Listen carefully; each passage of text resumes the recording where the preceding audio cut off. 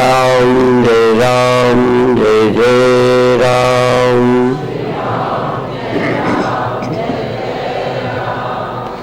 श्री राम जय राम जय जय राम। श्री राम जय राम जय जय राम। सच्चिदानंद भगवान की।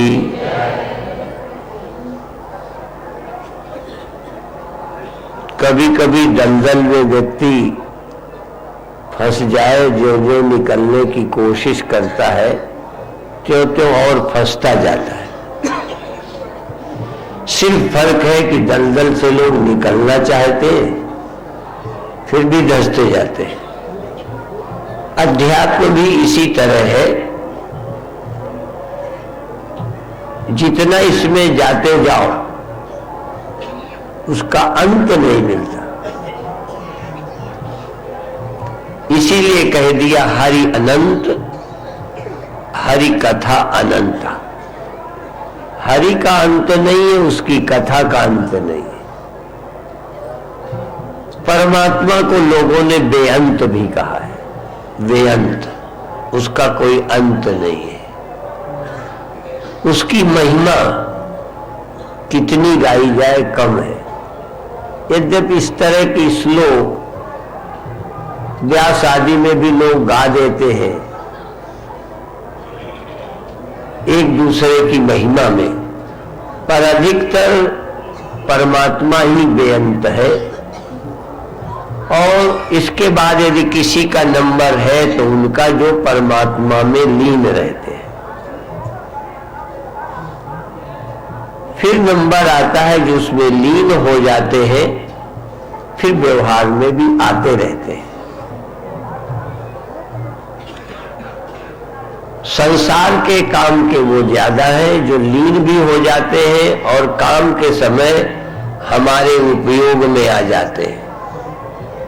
वैसे वो नंबर 3 में है परमात्मा, फिर परमात्मा में लीन ज्ञानी, फिर लीन होने पर जो बाहर आते रहते हैं वो वैसे तो थोड़ा नीचे है, पर जनता के लिए सबसे ऊंचे है, क्योंकि उन्हीं से आपका काम है।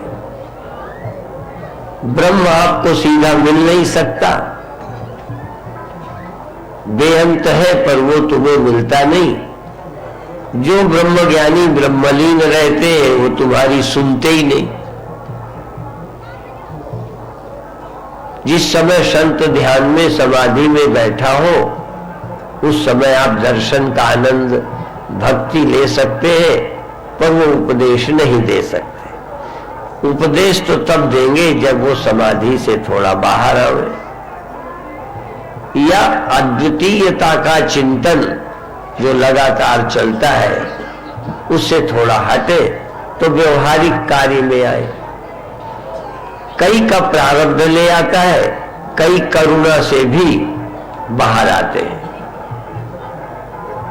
श्री गुरु गोविंद सिंह जी महाराज के लिए ऐसा मैंने सुना है कि वो निरंकार परमेश्वर के चरणों में लीन रहते थे।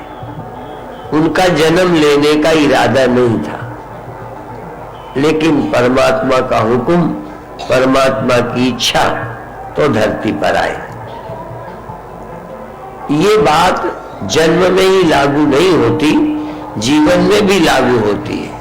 कभी कभी ज्ञानी संत निष्ठावानों का व्यवहार में मन नहीं करता, बोलने का नहीं करता, समझाने का नहीं करता, पर फिर भी परमात्मा जब कराना चाहते हैं तो उनके सामने ऐसी परिस्थिति ला देते हैं कि वो फिर करते हैं।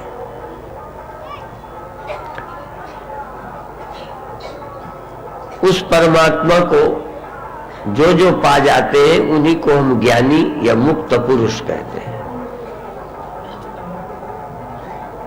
आप भी उसको पाकर संसार में आ सकते हैं, पर यह ध्यान रखो कि संसार में आने का मतलब कुछ न कुछ तो कठिनाई है। इसलिए ज्ञान योगी और कर्म योगी ज्ञान के बाद जो सन्यास के प्रति उपराम रहते हैं, अंतर्मुख रहते हैं, वो ज्ञान योगी है, सन्यासी है। सन्यासी का मतलब हमसे मत लेना।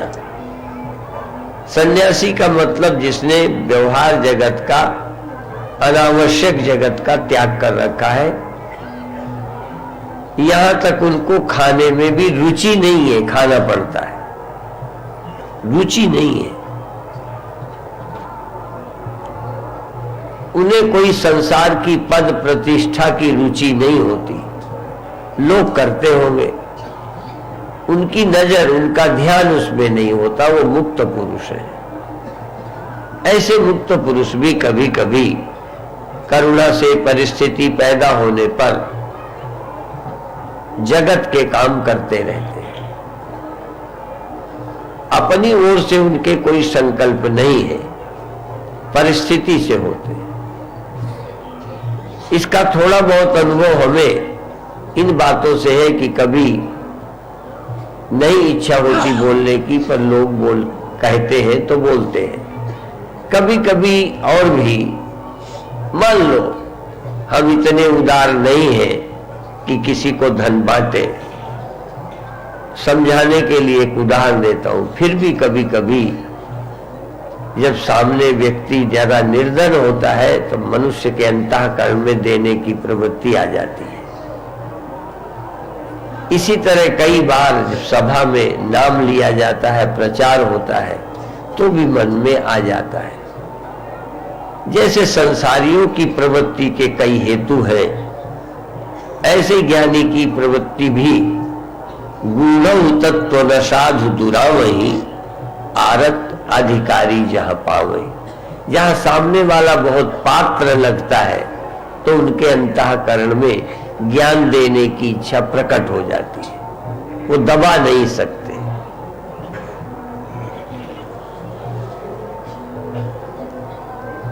इसी के आधार को लेकर ज्ञानियों की भूमिकाएं बताई गई है। श्रवण मनन निधिध्यासन, शुभेच्छा सुविचारणा तन मानुषा, ये तीन भूमिकाएं जिज्ञासु की है। जो जानना चाहते हैं उनकी तीन भूमिकाएं, श्रवण मनन निधिध्यासन। ये साधक को करना ही चाहिए यदि मुमुक्षु है तो। जो श्रवण नहीं करेगा, बार बार निधिध्यासन, मनन नहीं करेगा, निधिध्यासन नहीं करेगा, मैं कैसे ब्रह्म हूं, मैं कैसे आत्मा हूं, अलेप कहां हूं, मुझमें तो लिप्तता मालूम पड़ती है।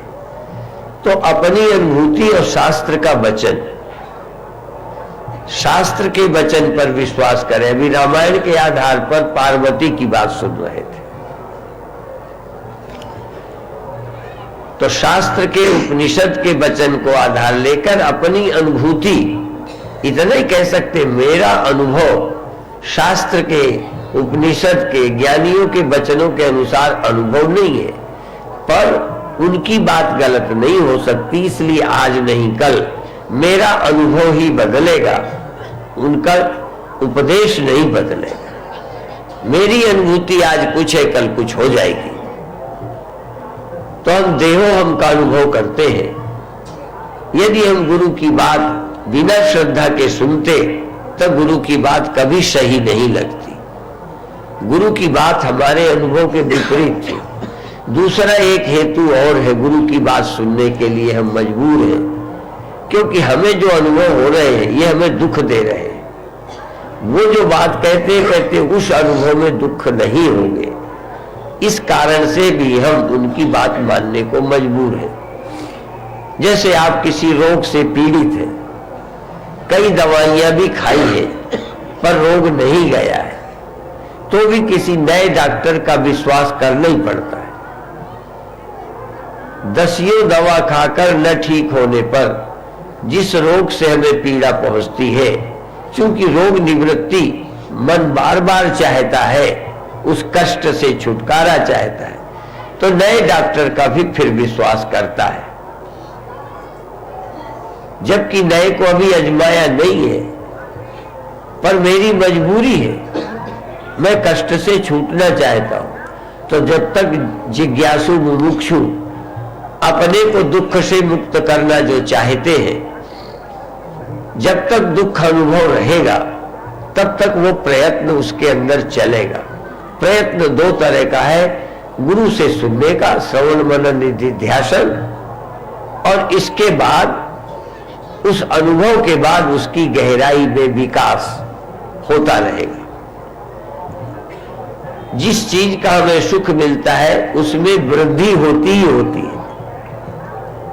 यदि हमको आत्मा के चिंतन में संसार के दुखों का अभाव होता है तो हम धीरे धीरे और चिंतन करेंगे और चिंतन करेंगे, उसके बिना रह नहीं सकते। साधक श्रवण के बिना नहीं रह सकता, साधक मुमुक्षु श्रवण के बिना नहीं रह सकता, कुछ दिनों के बाद मनन के बिना नहीं रह सकता, फिर वो मिलाता भी है। अंदर भी सब काम चलता है कि मैंने इतना सुना, मैं सोचता भी हूं पर दुख क्यों नहीं जाता, चिंता क्यों नहीं जाती, तो बार बार फिर उसी चीज को और करेगा। अभी तक हमारा अनुभव यह है कि ज्ञान के बाद भी परमात्मा के उस चिंतन की विस्मृति और पुराने संस्कार जो दग्ध हो गए हैं या बाधित हो गए हैं, वह पुनः वृत्ति में आते रहते हैं। पुराना अध्यास, पुरानी आदत चित्त में आती रहती है। ज्ञान का स्मरण जब शिथिल होता है, परमात्मा का स्मरण शिथिल हुआ कि संस्कार हावी हुए। इसीलिए ज्ञान का फल है भ्रम की निवृत्ति, अभ्यास का फल है दुख की निवृत्ति। अभ्यास का, प्रैक्टिस का, प्रैक्टिस बहुत जरूरी है, नहीं तो भ्रम निवृत्त होने पर भी पुराने संस्कार आपको विक्षेप देते रहेंगे। यदि जीवन मुक्ति का पूर्ण आनंद लेना है तो तत्व के ज्ञान के अनंतर भी निधिध्यासन के अनंतर जो अनुभव हुआ है उसको बार बार स्मरण में लाना। यदि आपके अंतःकरण पहले ही बहुत शुद्ध हो चुके हैं तो ज्ञान के अनंतर फिर कोई कर्तव्य शेष नहीं रहता। पर जिनके चित्त मलिन है, गुरु कृपा से, ईश्वरानुग्रह से बोध उत्पन्न हो गया, उनको ज्ञान के बाद भी थोड़े साधन करने चाहिए। इसीलिए उसके लिए शास्त्र ने दो शब्द कहे हैं, कृतोपासक और अकृतोपासक। जिसने पहले साधन कर लिए हैं, बल विक्षेप जिसके निवृत्त हो गए हैं, कर्म शुद्ध निष्काम कर्म द्वारा और ध्यान आदि से चित्त की एकाग्रता पूर्ण हो चुकी है, केवल आवरण अज्ञान है, उसके नष्ट होते ही कोई कर्तव्य शेष नहीं रहता। पर हमें मालूम है इस युग में ऐसे जिज्ञासु नहीं मिलते जिनके मल और विक्षेप बिल्कुल ना हो। जो वैराग्यवान हो, पहले ही जानता है ये अनित्य है, चाहे मेरा बेटा हो चाहे किसी का हो, मेरा घर हो चाहे किसी का हो, ये सब न रहने वाले हैं। इसलिए मेरे लिए कोई अलग कानून नहीं है कि मेरे बेटे ही ऐसे रहे, मेरा शरीर ऐसे रहे। सबके शरीर नाशवान है, तो जिज्ञासा काल में भी वो जानता है शरीर अनित्य है, इसलिए जल्दी साधन करने चाहिए। या तो वो प्रार्थना करेगा, हे भगवान जब तक मुझे ज्ञान ना हो मेरा शरीर रहे, और शरीर कभी जा सकता है, इसलिए साधनों में तीव्रता। वृद्ध आदमी कहीं है, उनको ज्यादा रहता है कि जल्दी हो जाए, शरीर का कोई ठिकाना नहीं। तो शरीर की अनित्यता है। जिज्ञासु को शरीर रखने में रुचि नहीं है, पर साधक को तब तक शरीर रहे जब तक मेरा काम पूरा न हो जाए। जो अखंड रामायण का पाठ करते हैं, ज्योति जला के रखते हैं, तो उनकी इच्छा होगी कि हमारा पाठ पूरा हो, ज्योति अखंड जलती रहे, बीच में बुझे नहीं, हमारे अनुष्ठान में कोई बाधा न पड़े। जिज्ञासु के जीवन में ज्ञान हुए बिना शरीर छूट जाना, ये उसके ज्ञाना अनुष्ठान में ज्ञान अनुष्ठान में बाधा है, ज्ञान अनुष्ठान में बाधा है, क्योंकि बीच में शरीर छूट गया। और ये असंभव नहीं है। कई बार हम चलते हैं, रास्ते में गाड़ी खराब हो जाती, कोई भी रास्ते पर विघ्न आते हैं। ये नहीं है कि हम परमात्मा के रास्ते में चलते हैं तो विघ्न नहीं आते। कई लोग ये भी कहते हैं कि जब भी हम कोई सोचते हैं, कुंभ में जाते हैं, कोई तबीयत खराब हो जाती, कोई बाधाएं आ जाती है, कोई बीमार हो जाता है, प्रारब्ध भी बाधा डालता है। तो शरीर छूटना जिज्ञासु के लिए एक विघ्न है, ज्ञान जब तक ना हो। और शरीर को लंबा मान करके लापरवाही करना, ये साधक की अपनी दुर्बलता है। इसलिए अपनी दुर्बलता का भी त्याग करें और प्रकृति के नियम का स्वागत करते। कभी शरीर छूट सकता है, एक्सीडेंट हो सकता है, तो आयु की चिंता न करते हुए जल्दी करनी चाहिए। दूसरा मैंने अभी कह दिया, वैराग्य। किसी के भी परिवार हो, चाहे देश के लोग हो, चाहे नेता हो, चाहे साधारण पशु पक्षी हो, किसी का भी शरीर नित्य नहीं है। इसलिए अच्छा व्यवहार करते हुए, बीमार है तो इलाज करना हमारा कर्तव्य है, पर हमारे करने से वो अमर हो जाएगा, इसलिए हम दुखी होंगे, ये ठीक नहीं है। यदि हम इलाज नहीं कराते अपने परिवार का तो हम ठीक नहीं है, ये हमारा अपराध है। इतनी मनुष्यता नहीं कि किसी की शरीर की रक्षा में हम अपना दायित्व निभाए, लेकिन उसके इलाज करने पर न रहने पर रोते रहे, ये भी अच्छा नहीं है, क्योंकि तुम्हारे हाथ में नहीं है। ये तो मरना प्रकृति का नियम है, इसलिए उसकी चिंता नहीं करनी चाहिए। जीते जी जो ध्यान नहीं देते वो अपराधी है, और मरने पर रोते हैं वो अज्ञानी है। अज्ञानी अपराधी है, मोह बस रोते रहते हैं। इसीलिए जब दशरथ आदि की मृत्यु हुई तो उस समय बहुत ऐसी चौपाइयां हैं कि ये सोचने लायक नहीं है। सोचने लायक वो है जो साधु होके दुकानदार बने। दुकानदार माने संसारी बातों में लिप्त रहता है। बैखाना सोई सोचन योगी योगु तप विहाय जई भाव भोगु।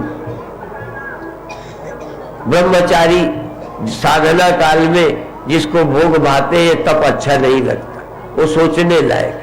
साधु का वेश बनाकर सिर्फ संसार में, पैसे में, इसी में सारा चित्त लगा दे, वो सोचने लायक है। कोई मर जाए ये सोचने लायक नहीं है। दशरथ का शरीर छूटा, इसमें दशरथ का अपराध क्या है? तुम्हारा शरीर छूटेगा, इसमें क्या अपराध है? अपराध ये है कि जब मौका था तब आपने वो नहीं किया जो करना चाहिए। साधु भी सोचने लायक होते, ये मत समझना। और इसीलिए उन साधुओं को देखो जिनका जीवन परोपकार में है, अध्यात्म में है, उनको देखो, उनको मत देखो जो भटके हुए।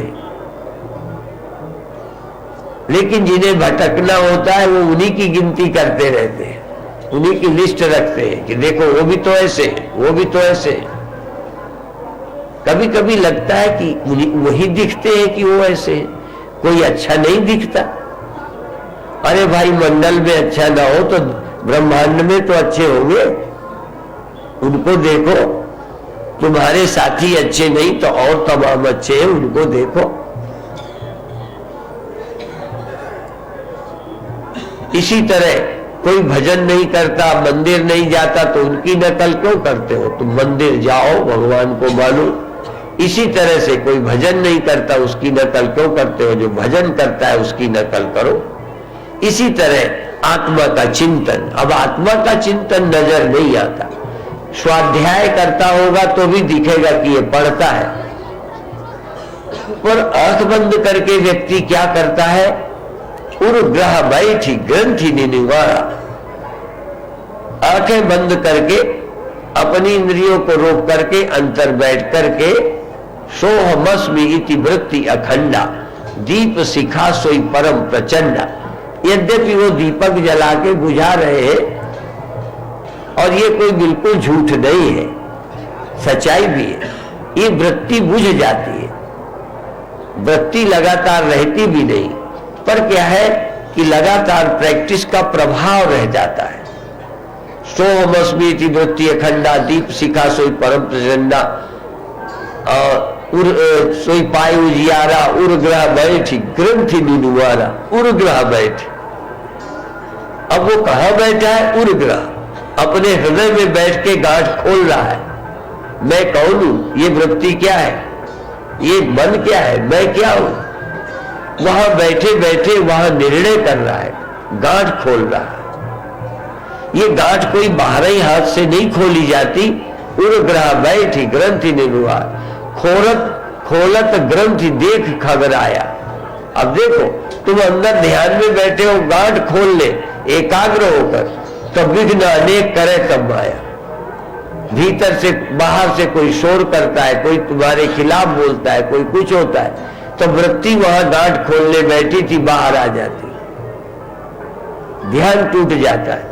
वह एकाग्र नहीं था, वहां काम कर रहा था। देखो, ध्यान दो तरह के हैं।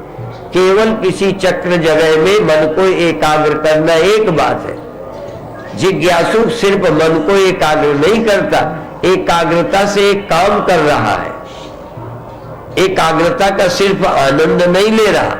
बहुत लोग एकाग्रता का आनंद लेते हैं, पर जिज्ञासु एकाग्र होकर के सिर्फ आनंद नहीं ले रहा, वह एकाग्र होकर गांठ खोल रहा है।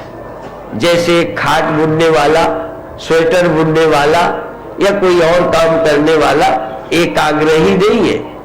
एक आदमी सिर्फ एकाग्र है, काम कोई नहीं कर रहा। एक आदमी एकाग्र है किसी काम में, एक बच्चा पढ़ाई में एकाग्र है, सिर्फ एकाग्र नहीं है, वह एकाग्र होके पढ़ रहा है। एक डॉक्टर एकाग्र होके ऑपरेशन कर रहा है। एक आदमी एकाग्र होकर एक विज्ञान नई चीज की खोज कर रहा है। इतनी इतनी चीजें, ये टेलीविजन है, ये कंप्यूटर है, अपन तो चलाना नहीं जानते। धन्य है उनकी खोपड़ी जिन्होंने बनाए हैं, और उन्होंने एकाग्रता में बनाए हैं, ऐसे ही नहीं बन गए। एकाग्र होकर उस पर चिंतन किया है तो ऐसी चीजें लाके धर दी, बना के दे दी। अपन तो कुछ नहीं बना पाए, क्योंकि अपन वैज्ञानिक नहीं है। जरा ध्यान रखो, वैज्ञानिकों के सामने हम बुद्धू हैं, पर अध्यात्म के सामने वैज्ञानिक भी बुद्धू है। तो दोनों का अलग अलग मामला है। उसने अपनी सारी एकाग्रता जगत के हित में, जगत के अहित में नहीं। कुछ लोग जगत के अहित में भी अच्छे अच्छे हथियार, आणविक शक्तियों का विकास कर रहे हैं विनाश के लिए। मौके की तलाश में है कि जब लड़ाई होगी हम पहले फेंक देंगे। ये भी लोग सोचते हैं। तुम यदि दो की लड़ाई हो जाए तो पहले तुम मारना चाहोगे कि पहले उसे मारने दोगे? यदि चलो लाठी नहीं, बंदूक नहीं, हाथ ही है, यदि लड़ाई हो तो दो में से एक का तो हाथ पहले चलता ही होगा। और चालू लोग पहले ही हाथ मारते हैं, बाद में तुम अपना मारो। और कई लड़ाइयों में जो पहले हाथ मार देगा उसी का काम है, बाद वाले को मौका ही न मिलेगा। ऐसी ऐसी आणविक शक्तियां हैं कि दूसरे को मौका मिलेगा भी कि नहीं। तो जैसे उन्होंने अपनी एकाग्रता राष्ट्र, संसार, विश्व हित में कुछ खोजा, उनका दुरुपयोग भी हो सकता है, मिसयूज भी हो सकता है। ऐसे ही अध्यात्म भी खोजा। ये अध्यात्म जिन खोजा तिन पाया, पाइया गहरे पानी पैठ, मैं बौरन खोजन गई रही किनारे बैठ। खोजो, इसीलिए ये भी कहते हैं डूबना है तो चल गहराई पर। यदि डूबना ही है तो गहराई पे चलो। ये किनारे क्या करते हो? किनारे डुबकी नहीं बनती। यद्यपि अभी अभी हम लोग शाही स्नान करने गए और रस्से बंधे, बस उसी के पास रस्सी पकड़ी, ऐसे डुबकी लगाई।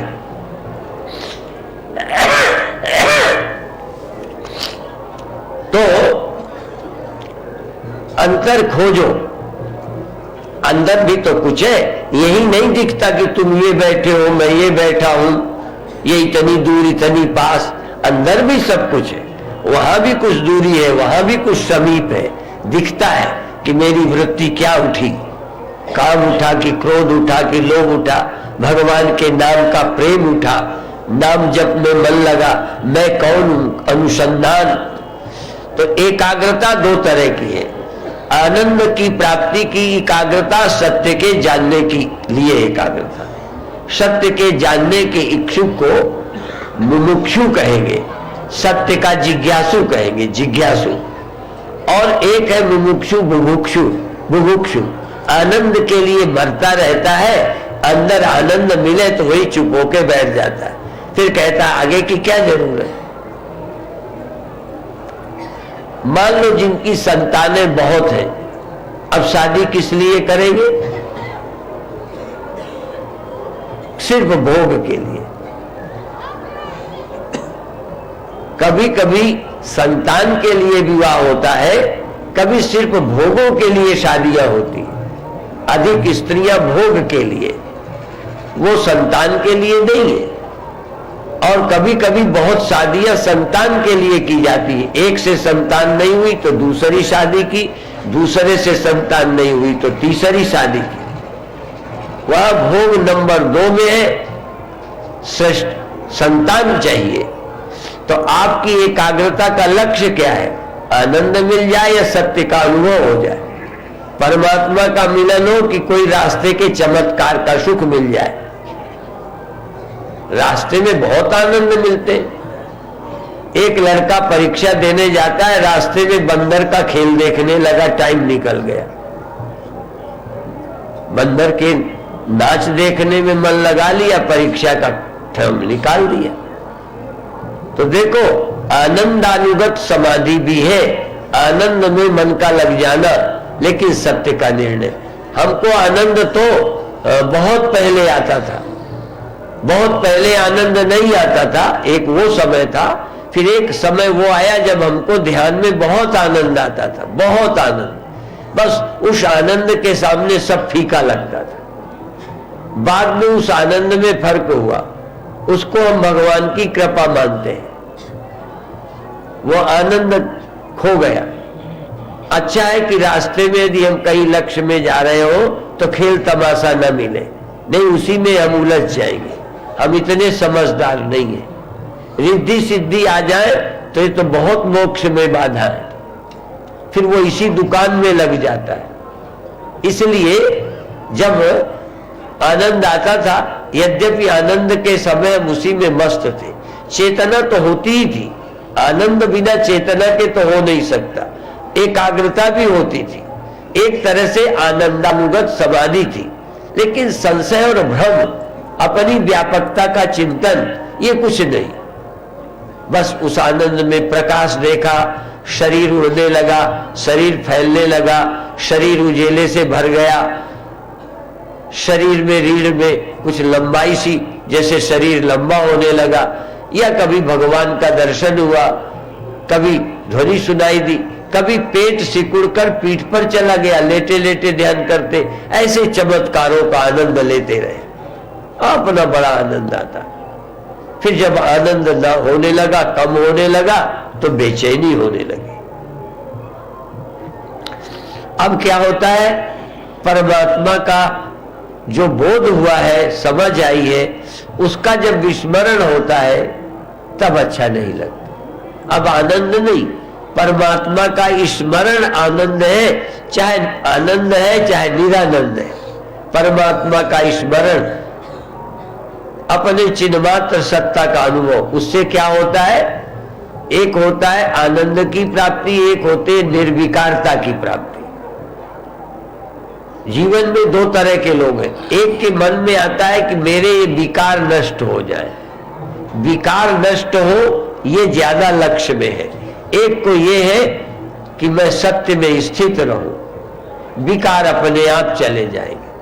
एक विकार की निवृत्ति की साधना करता है, एक स्वरूप में जीने का, स्वरूप में रहने का प्रयास करता है। इस तरह से अलग अलग प्रयत्न होते हैं। आप जब ध्यान में बैठते हैं तो क्या करते हैं? हमको बहुत पहले यदि पूछा जाता तो हम कहते हम तो अमुक चक्र में ध्यान लगाते, हमें वहां ऐसा लगता है। तब ये उत्तर ही नहीं था कि हम आत्मा का अनुसंधान करते हैं। हम श्वास में मन लगाते हैं नाम के साथ, उसमें हमको आनंद आता है। हम शरीर की क्रियाएं करते हैं, फिर रोम रोम में शरीर के एक नस नस में आनंद का संचार होता है। इस तरह का अनुभव हम बताते। उस समय हमारा यही ध्यान था। इसलिए मुझे लगता है कि जो जिस स्तर का है अपने अनुभव से गुजर सकता है। फिर भी लगता था जो वेदांत कहता है वो क्या है कि सृष्टि कुछ नहीं है, एक आत्मा ही है और आत्मा व्यापक है। क्योंकि जब भी चिंतन होगा तो एक जगह रहने वाले से, इसलिए हृदय से अर्जुन तिष्ठति, परमात्मा हृदय में रहता है। ये सोच रहा था ये क्यों कहते हैं, इसलिए कि हृदय में बैठ करके ही व्यापकता का भी चिंतन होगा। मैं व्यापक हूं। यदि रोशनी एक बल्ब में जल रही है, वो सोचे कि मैं बिजली से आई हूं, बिजली ही मेरा जीवन है और मैं व्यापक हूं सर्वत्र। रोशनी बिजली के रूप में व्यापक है। ये चिंतन बिजली को नहीं करना, रोशनी को करना है। तो इस अंतःकरण में रहने वाला विशेष चेतन ही निर्णय करेगा कि अहम ब्रह्मास्मि। इसलिए एक देश में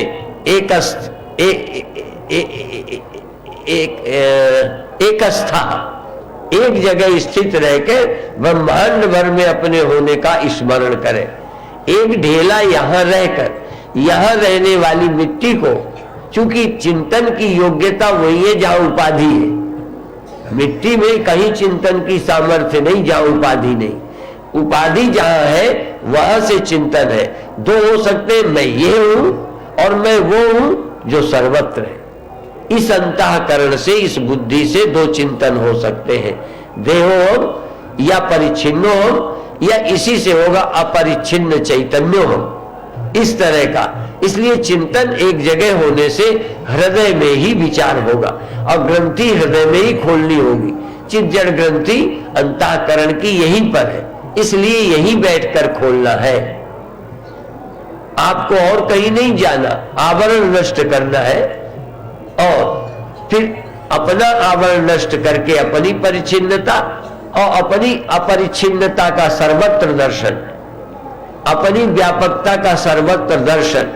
जैसे यहां उपाधि मिथ्या है, ऐसे ये ब्रह्मांड उपाधि भी चेतन में मिथ्या है। जैसे ये देह, मन, इंद्रियां और अहंकार ये सब बाधित होकर अबाधित चेतन आत्मा साक्षी है, आत्मा।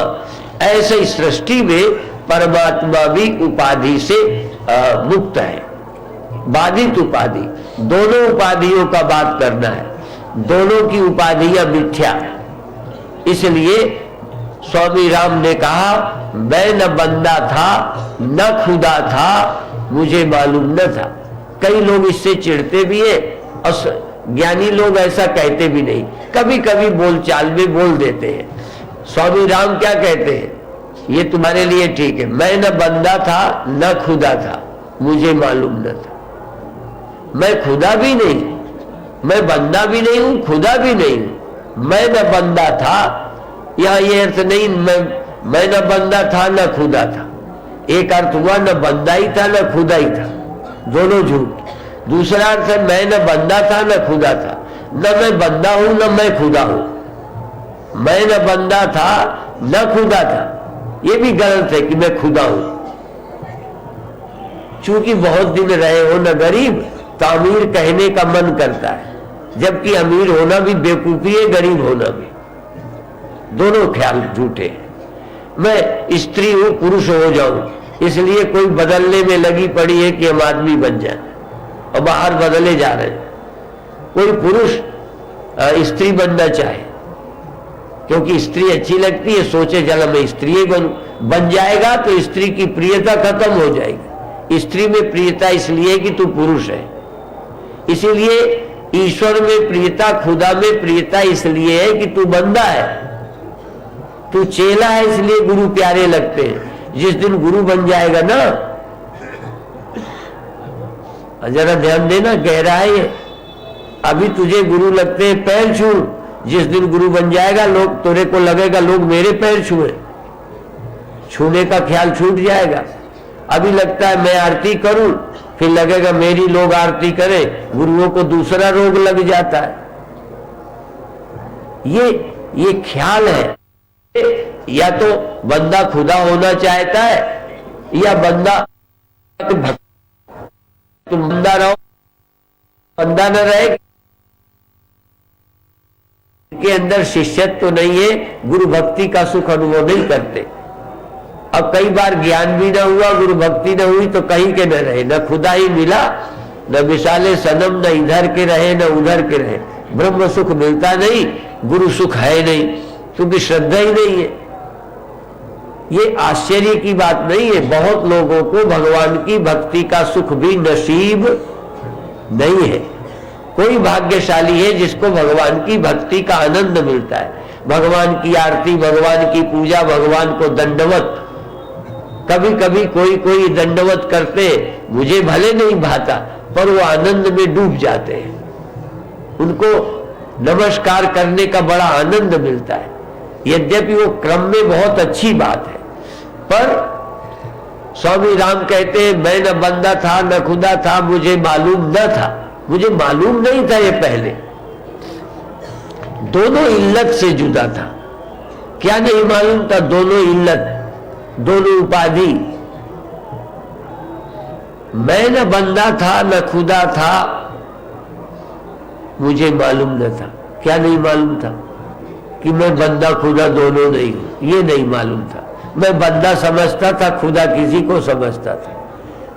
तो मालूम क्या हुआ? मैं न बंदा था न खुदा था, मुझे मालूम न था। दोनों इल्लत, दोनों ख्याल, दोनों अविद्या, दोनों अज्ञानता से पैदा हुआ। गरीब और अमीर दिमाग की उपज है। आवश्यकता मैं नहीं कहता, नहीं तो करोड़पति गरीब नहीं है क्या? वो जो गरीब है ये गरीबी का ख्याल है, जो अमीर है वो भी ख्याल ही है। कहीं कोई अमीरी काम नहीं आती, दिखावा है। लेकिन मनुष्य भरा जा रहा है। हमारा बड़प्पन कोई दुख दूर कर पाया? हमारा बड़प्पन कोई लाभ हानि मान अपमान को मुक्त कर पाया? बल्कि बड़े बड़े जो दिसे लोग, जिनको व्यापे चिंता रोग, जो बड़े हैं वो ज्यादा दुखी है। क्योंकि तुम छोटे हो, तुम यहां भी नमस्कार कर लोगे, दूसरे पंडाल में भी चले जाओगे, तीसरे में भगवान की दया है, सब जगह हाथ जोड़ा, आनंद लिया। अब हम कहां मरे जाके? अब हमें तो करनी, हमें करें, हम किसको करें? करने का आनंद गया। ये सच्चाई है। कम बहुत लोग हैं जो कहीं श्रद्धा का आनंद ले सकते हैं। तो यदि आप भगवान की भक्ति का, भगवान की दंडवत का, भगवान की प्रार्थना का सुख पाते हो तो भाग्यशाली। दूसरी बात है और ऊंची, कि जब तुम न रहो और वह न रहे, तो तुम्हें भजन की जरूरत नहीं। यदि तुम्हारा अहंकार खो गया तो भजन की जरूरत नहीं। अहंकार रहते तुम रहते, यदि तुम्हारा शिष्यत्व खो गया तो कहीं के न रहोगे। इसलिए हे गुरुदेव, तब तक मेरा शिष्यत्व कायम रहे जब तक मैं उपाधि से पार न हो जाऊं, उपाधि से मुक्त न हो। जब तक मेरा जीव भाव पूरा बाध न हो जाए तब तक ईश्वर बुद्धि बनी रहे। जीव भाव पूरा गल जाए। देहाभिमाने गलिते विज्ञाते परमात्मन यत्र यत्र मनो याति तत्र तत्र समादय। देह भाव, जीव भाव, परिच्छिन्न अहंकार बिना गले यदि तुमने ईश्वर को नकारा तो कहीं नहीं टिक सकोगे, कहीं जीवन में चैन नहीं मिलेगी। ज्ञान के पहले गुरु को नकार दोगे तो निष्ठा नहीं बनेगी। इसलिए आपसे निवेदन कि ये भी बहुत अच्छा है, पर एक स्तर है जहां जीव जीव नहीं, ईश्वर ईश्वर नहीं। कारण और कार्य दोनों का निषेध करके तत्व में वाच्य तत्वमस्यादि लक्ष्यम, तत्व पद का वाच्य अर्थ, तुम पद का वाच्य अर्थ त्याग करके लक्ष्यार्थ की एकता हो गई। ये जीव भी बाध्य, ईश्वर भी, छोटा भी बड़ा भी, छोटा मकान बड़ा मकान, दोनों उपाधि झूठी मिट्टी सच्ची। बात करो, यदि तुम छोटेपन का बात, तुम छोटे हो तो छोटेपन का बात करो, बड़ापन आप ही गया। तुम्हारे छोटेपन के कारण वो बड़े होने की कल्पना तुम्हारे है, वो उसके अंदर बड़े के कारण हमें छोटा देखता है, तो फिर बड़ा बनाए रहने के लिए, बने रहने के लिए दिन रात चिंता करता है। वो चिंता से मुक्त वो भी नहीं है। इसलिए चिंता से मुक्त हो गए जब दोनों उपाधियां छोड़ दे, या बड़ी उपाधि से प्यार हो। दो बातें ध्यान रखो, या तो तुम गुरु बनो या गुरु से प्यार करो, नहीं तो गुरु तुम्हें दुख देगा। गुरु से भी दुखी हो सकते हो। किसी की बड़ाई क्यों बुरी लगती है? अच्छा, मेरी बड़ाई तुम्हें बुरा लगता है? बताओ, मेरा मंच में बैठा रहना तुम्हें दुख दे रहा है। अच्छा, कोई यहां और भी आ जाए बड़ा और न बिठाया जाए, नीचे बैठना पड़े, तो उसको मेरा बड़ा होना आसन चुभेगा। ईश्वर का बड़प्पन जीव को चुभता नहीं, अच्छा लगता है। इसलिए कई लोग कहते हैं जब तक मेरा शरीर रहे ईश्वर भाव, शास्त्र और गुरु पर मेरी श्रद्धा बरकरार रहे, क्योंकि व्यवहार में आऊंगा तो व्यवहार में मेरा ये जीवन प्रार्थनामय हो, भक्तिमय हो। और तत्व के चिंतन काल में अपनी उपाधि और उनकी उपाधि को हटा दो, दोनों के वस्त्र उतार दो। यहां तो स्त्री पुरुष मिलते हैं ना, है तो गंदा दृष्टांत उतार के ही मिलते हैं, ध्यान रखो। लेकिन फिर भी दो है, मिलते हैं। पर यहां तत्वमसी महावाक्य की एकता का यह अर्थ नहीं है कि जब उपाधि हटा देते हैं तो आत्मा ब्रह्म की एकता करते हैं, दूर दूर रहते थे ना। उपाधि हटाते दोनों एक ही है, एक करना नहीं है। जरा ध्यान रखना, दो ढेलों की उपाधि मिटा दी, या एक यहां लहर और यहां लहर की उपाधि हटा दी, तो पानी को एक करना पड़ा। असल में क्या है, आत्मा और ब्रह्म की एकता में बाधा है औपाधिक अनुभव। इसलिए फिर अंत में स्वामी राम का वाक्य, मैं न बंदा था न खुदा था, मुझे मालूम न था, दोनों इल्लत से जुदा था, मुझे मालूम न था। वजह मालूम हुई तुमसे न मिलने की सनम। मैं तड़पता था मिलने को, मैं उपाधि से मिलना चाहता था, सोपाधिक।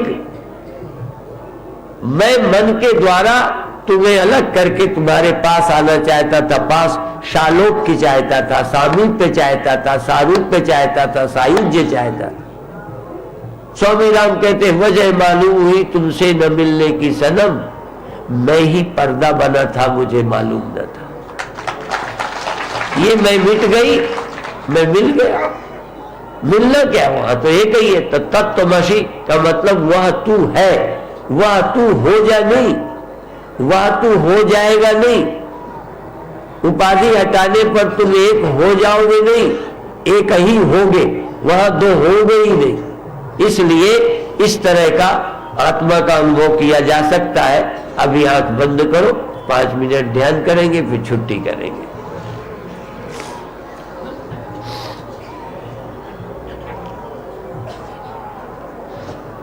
आप अपने सर पर ऐसे फंदा गफा लगा के अपने सिर पर अपना हाथ ऐसे मेरी तरह देखो, ऐसे रखो और हाथों का पूरा बोझ सिर पर हो। हाथों को टांगने के लिए भुजाओं पर जोर मत लगाओ, भुजाओं पर जोर नहीं। और श्वास भरो, थोड़ा रोको, फिर श्वास छोड़ दो। हाथों का पूरा वजन सिर पर पड़े। ध्यान को सर के वजन में ही केंद्रित करो।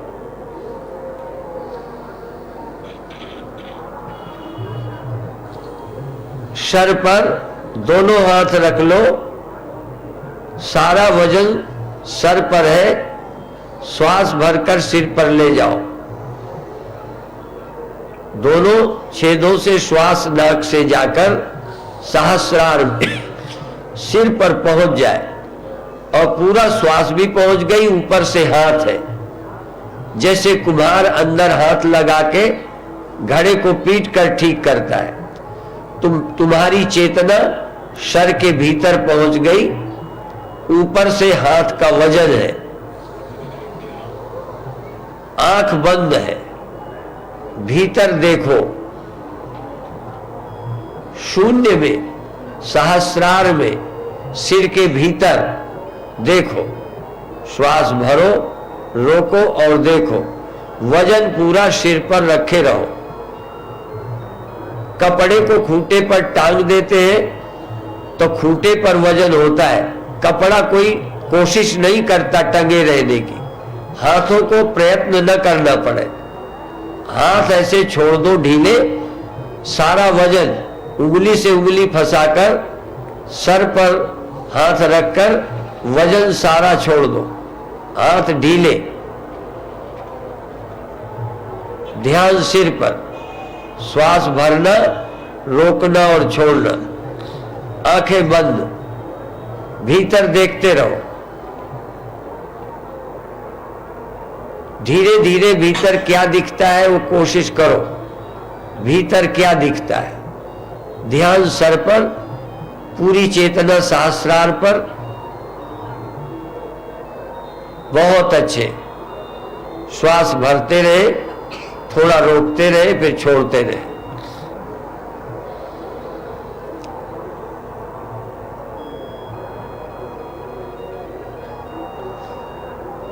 ये भी ख्याल करो कि इस समय आपको शरीर नहीं दिख रहा, पहले का देखा हुआ याद में है, इस समय आंख बंद है, शरीर गायब है। भीतर अंधेरा, उजेला, खालीपन कुछ होगा, जो है उसी को देखो, कुछ लाने हटाने की कोशिश मत करो। जो है उसे हटाना नहीं, जो नहीं है उसे लाना नहीं, जो है उसी में रमना है, जो है उसी में रमण करो, जो है उसी में मस्त रहो। शून्य है तो अंधकार है तो प्रकाश है तो खालीपन है, उस खालीपन में जियो, दुनिया से पीछा छूटा। पूरी एकाग्रता अंदर होगी, कोई स्मृति नहीं, कोई कल्पना नहीं, कोई इच्छा नहीं। जैसे अपने घर में कोई विश्राम करता है, आज तुम्हारी सुरति, तुम्हारी चेतना दशम द्वार पर, टॉप सेंटर पर, सहस्रार पर, गगन गुफा में चली गई। गगन गुफा,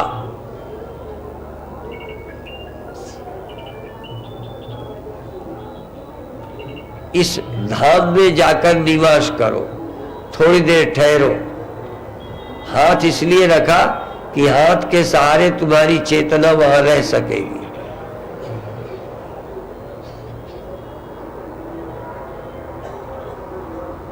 कभी कभी अब अपने हाथ को अपने हाथों के बल से 2 इंच उठा दो, 3 इंच हाथ उठा दो, फिर देखो सर में कैसा लगता है। हम छोटे में खेतों से घास लाते थे, सिर पर रखते थे, जब घर पर आकर फेंकते थे तो लगता था मेरे सिर को कोई पकड़कर ऊपर उठा रहा है, खींच रहा है। हमने बचपन में काम किया है। ऐसे ही आप सर से हाथ उठाओ, फिर सर का अनुभव करो, फिर हाथ रख दो, फिर पूरा बोझ फिर रख दो। जरा भी बोझ अपने ऊपर न लेना, सारा बोझ सर पर, पूरा हाथ लाद दिया। बल्कि थोड़ा बहुत दबाना पड़े तो दबा दो, अपनी ओर से बोझा और डाल दो। थोड़ी देर डाले रहो बोझा, श्वास लेते रहो, रोकते रहो, छोड़ते रहो, अंदर देखते रहो, अंदर देखते रहो। घोर अंधेरा, नीला आकाश, शून्य और खालीपन, और कुछ भी नहीं। देखे अंदर और फिर थोड़ा हाथ उठा ले एक बार, फिर देखे सिर में क्या होता है। सिर की नसें, सिर की नसों में खिंचाव ऊपर को जैसे उठती है, ये 3 बार करना है। थोड़ी देर अभी हाथ उठा रहे, फिर दूसरी बार, फिर हाथ को सर पर रख ले। ये आखिरी बार है। पूरा हाथ का वजन सर पर। अच्छा लगे तो थोड़ा और बोझा डाल दो। ध्यान को सिर पर ले जाओ, जैसे छिपकली छत पर ध्यान ले जाओ, वही देखो, वही ठहरो। कुछ नहीं है तो भी वही ठहरो, कुछ है तो भी ठहरो। विचित्र अनुभव होगे, संसार खो जाएगा। जिस संसार से तुम पीछा छुटाते हो वो छूट जाएगा। प्राणांत के समय चेतना सर पर आती है। यह भी एक प्रैक्टिस है जिससे दुनिया से छुटकारा मिलता है। जीते जी दुनिया से छुटकारा मिलता है यदि सहस्रार पर आ जाओ। बहुत अच्छे।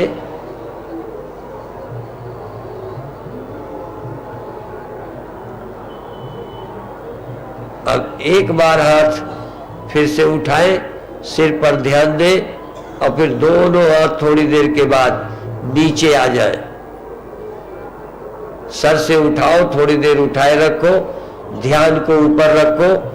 सिर से भी ऊपर जहां हाथ है उनका भी ख्याल करो। सिर से कितना ऊंचा हाथ है, सिर का ख्याल करो और हाथों का, कि हाथ उठाए हुए हैं, दिखते नहीं पर उठाए हुए मालूम पड़ते हैं। और धीरे से हाथ नीचे ले आओ,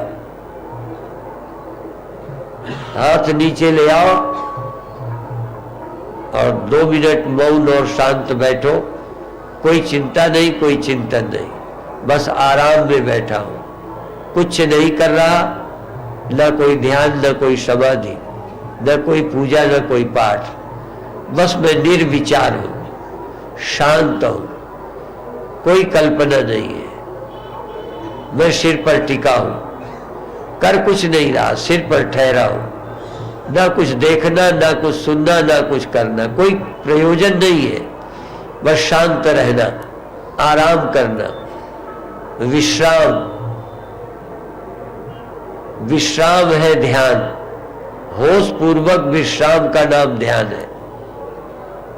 कुछ दिनों में यदि इस तरह बैठेंगे तो कुछ दिनों के बाद आज्ञा चक्र के ऊपर सहस्रार खुलेगा। वह चींटियां सी चलेगी, कभी प्रकाश हो जाएगा, कभी नीलाकाश होगा, कभी सिर पर सिहरन चलेगी, कभी लगेगा मेरी खोपड़ी में फोड़ा सा हो गया, ऊपर उठ रहा है। जैसे प्राण निकलते हैं छेद कर, ऐसे लगेगा कि मेरी खोपड़ी ऊपर को उठ रही है, चमड़ी ऊपर को उठ रही है। वही ध्यान केंद्रित रखना।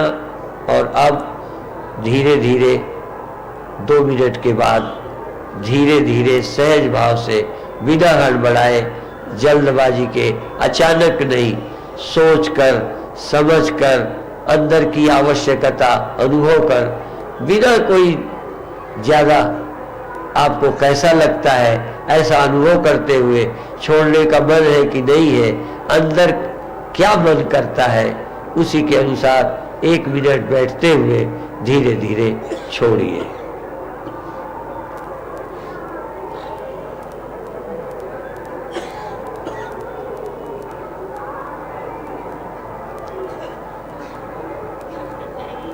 बहुत अच्छे।